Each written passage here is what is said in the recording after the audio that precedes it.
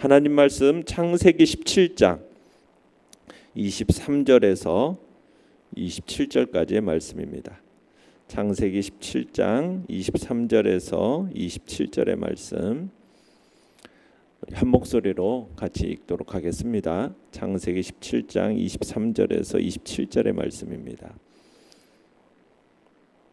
창세기 17장 23절에서 27절 같이 읽습니다. 시작.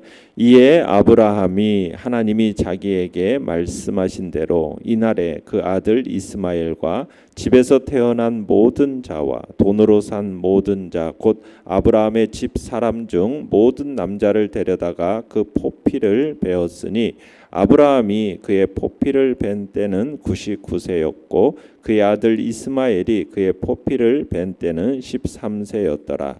그날에 아브라함과 그 아들 이스마엘이 할례를 받았고 그 집의 모든 남자 곧 집에서 태어난 자와 돈으로 이방 사람에게서 사온 자가 다 그와 함께 할례를 받았더라. 아멘. 오늘 말씀의 제목은 하나님께 순종하는 건강한 공동체를 세우라라는 제목으로 말씀을 나눕니다. 오늘 본문은 아브라함이 하나님의 명령을 따라서 할례를 시행하는 장면입니다. 하나님의 말씀대로 지체 없이 할례를 실시하는 아름다운 하나님의 아브라함의 그 아름다운 순종의 모습을 보여주고 있는 장면이 오늘 본문의 이야기예요. 내용 관찰 문제 1번을 보시면 아브라함은 하나님의 약속의 말씀을 들은 후에 무엇을 행합니까? 자, 23절에서 25절까지를 다시 한번 읽어보겠습니다. 시작. 이에 아브라함이 하나님이 자기에게 말씀하신 대로 이날에 그 아들 이스마엘과 집에서 태어난 모든 자와 돈으로 산 모든 자 곧 아브라함의 집 사람 중 모든 남자를 데려다가 그 포피를 베었으니 아브라함이 그의 포피를 벤 때는 99세였고 그의 아들 이스마엘이 그의 포피를 벤 때는 13세였더라. 자, 어제까지 이제 하나님께서 아브라함에게 나타나셨었어요. 그래서 아브라함에게 이제 할례에 대한 명령을 내리셨고, 그리고 그 하나님과의 그 약속을 이제 언약을 따라서 이야기를 한 후에, 그리고 나서 하나님이 떠나가신 다음 아브라함은 하나님의 이 약속을 믿음으로 받아들이고 집안의 모든 남자들에게 할례를 행합니다. 그러면서 하나님과의 그 언약을 준수해 나갈 것을 확인하고 있는 거예요. 어제에서는 한순간 아브라함이 하나님의 말씀을 어이없어하고 비웃었어요. 그렇지만 다시 아브라함은 마음을 가다듬고 하나님의 그 말씀에 전적으로 동의하고 그렇게 될 것을 믿는다라는 취지에서 지금 하루도 늦추지 않고 바로 그날 하나님께서 말씀하신 그 날에 온 집안의 할례를 행합니다. 이때 아브라함의 나이가 몇 살이라고요? 99세예요. 99세. 그의 아들 이스마엘은 몇 살입니까? 13살입니다. 13살. 자, 아브라함의 나이를 이렇게 정확하게 밝히고 또 아브라함의 아들 이스마엘의 나이까지 이렇게 정확하게 밝힌 것은 뭐냐? 할례 사건의 중요성을 부각시키면서 또 이 일이 결코 허구적인 이야기가 아니다. 명확한 역사적인 사실이다라는 것을 나타내기 위해서 이렇게 나이를 정확하게 기록하고 있는 것입니다. 이 아브라함의 순종은 즉각적인 순종이었습니다. 23절에 보시면 이 날에라고 이렇게 되어 있어요. 그죠? 말씀하신 대로 자기에게 말씀하신 대로 이 날에 하면서 이 날에 아브라함이 할례를 시행했다 하면서 이 날 거기다가 26절도 가서 보시면 그 날에 하면서 그날 그러니까 당일입니다. 당일. 그날 당일에 할례를 받았다라는 거예요.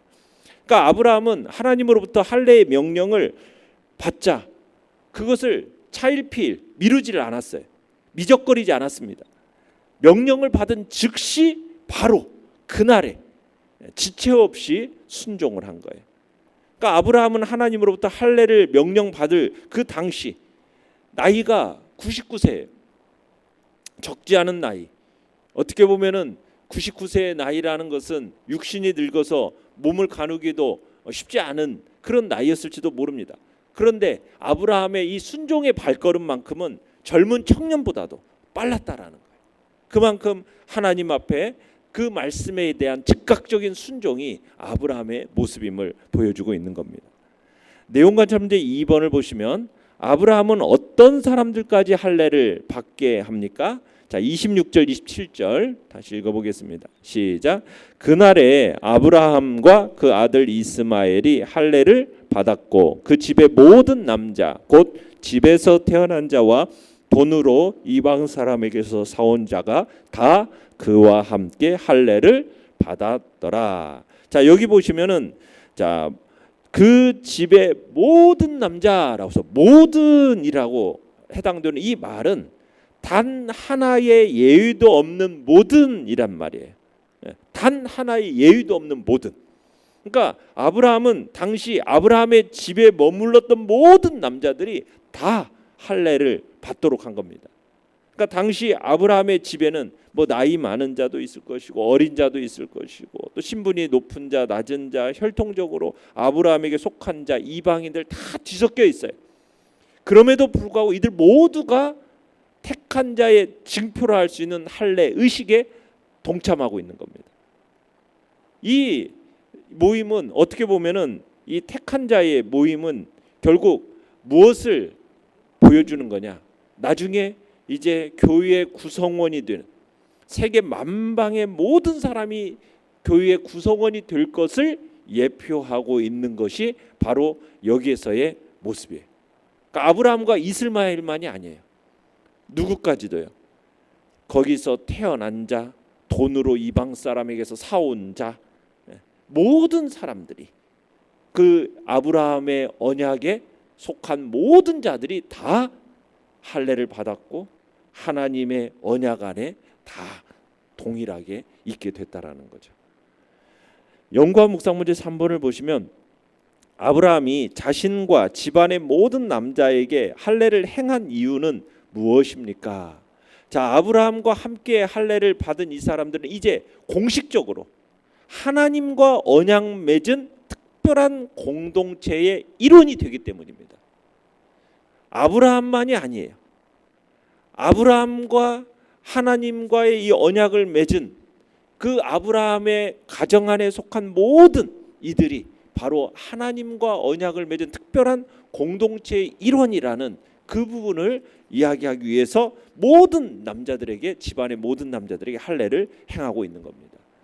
그러니까 할례, 이 할례라는 것은 어떻게 보면은 또 하나님을 향한 전적인 헌신, 순종 이것을 의미하고 또 신앙 공동체가 형성된다라는 것을 보여주는 장면이거든요. 혈연을 넘어서서 신앙으로 하나 된 공동체, 동일한 신앙 안에서 이제는 서로를 격려하고 지지하는 살아있는 공동체, 언약 공동체. 그러니까 우리는 어떤 혈연으로 맺어진 것이 아니라 무엇으로 맺어진 공동체입니까? 언약. 하나님과의 그 언약으로 맺어진 공동체입니다. 그 언약 공동체라는 사실을 확인하는 그 겉으로 보여지는 그 표시가 바로 뭐냐? 할례인 거죠. 아브라함이 하나님에게 그에게 말씀하신 대로 그러죠. 23절에서 보면은 말씀하신 대로 집안에 속한 모든 남자들에게 할례를 시행했어요. 그러니까 아브라함은 하나님의 말씀에 절대적인 순종을 보여주고 있는 겁니다. 아브라함이 하나님의 말씀에 대해서 어떤 일말의 회의를 품거나 의심하지 아니하고 또한 인간의 지혜로 가감하지 아니하고 오직 하나님을 전적으로 의뢰하는 그 믿음으로 하나님께서 12절 13절에서 명령하신 대로 철저하게 순종하고 있는 모습을 보여주는 거예요. 그러니까 아브라함은 대충 하거나 적당히 행하는 게 아닙니다. 어설프게 순종을 하지 않습니다. 한치의 오차도 없이 온전하게 하나님의 말씀에 순종하는 아브라함의 모습을 보여주면서 참으로 어떻게 보면 이제 아브라함은 믿음의 조상으로서 이제 나아가고 있는 한 걸음 한 걸음 믿음의 조상의 모습을 이제 이렇게 보여주는 모습이 지금 나타나고 있는 것입니다. 어떻게 보면 인간의 이성, 인간의 판단으로 굉장히 불합리하고 이해가 되지 않잖아요.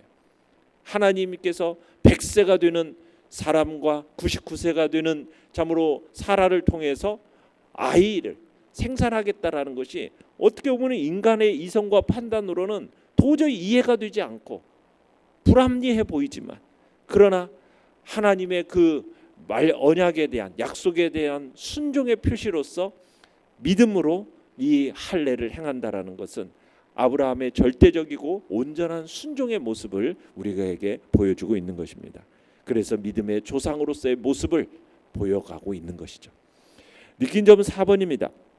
아브라함과 함께 할례를 받은 모든 사람이 하나님과 언약을 맺고 특별한 공동체의 일원이 된 것을 보며 무엇을 느낍니까? 자, 아브라함과 그의 후손에게 주어진 이 언약이라는 것은 시대에 국한되지 않고 모든 세대에게 이어지는 하나님의 은혜로운 약속의 시작이었음을 우리는 느끼게 됩니다. 모든 사람, 할례를 받은 모든 사람이 하나님과의 언약에 맺어지는 특별한 공동체가 돼요.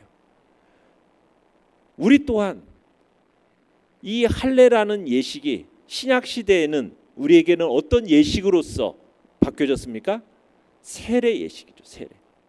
세례 예식을 통해서 우리도 이제 하나님의 그 언약 공동체의 일원이 되었어요.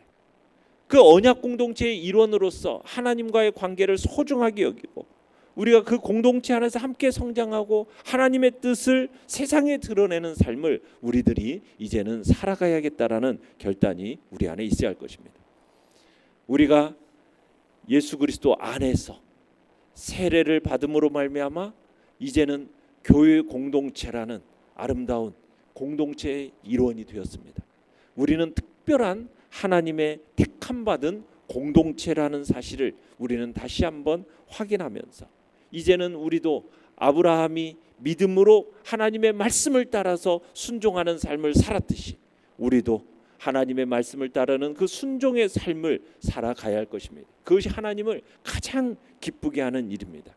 그게 하나님의 자녀고 그분의 고귀한 백성으로서 부름받은 우리 신앙인들의 가장 기본적인 덕목이며 진정한 행복의 유일한 관건인 것입니다. 오늘도 우리는 이 하나님의 말씀이 그것이 무엇이든지 현재 상황이 어떠하든지 그 하나님의 말씀은 절대적인 말씀으로 알고 온전한 순종의 자리에, 즉각적인 순종의 자리에 서겠다는 결단이 우리 안에 있기를 바랍니다. 지체하지 마십시다. 즉각적인 순종으로 나아가고 하나님의 말씀에 철저히 순종하는 그런 자리에 서서 정말 하나님의 안에서 형통의 복, 주님이 주시는 그 영생의 복을 받아 누리는 복된 자리에 우리 모두가 있기를 간절히 축원합니다. 결단과 적용 5번입니다. 최근에 큐티하며 깨달은 말씀을 삶에서 실천했던 적은 언제입니까? 내가 속한 가정과 교회, 직장 공동체가 하나님의 말씀을 지키며 건강하게 성장하도록 돕기 위해 무엇을 실천하겠습니까?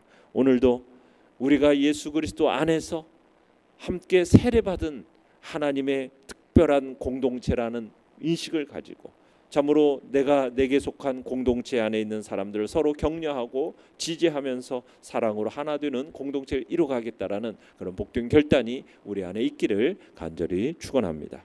오늘의 기도 같이 읽겠습니다. 시작. 내가 속한 공동체가 서로 격려하고 지지하며 사랑으로 하나 되는 공동체를 이루게 하소서. 아멘.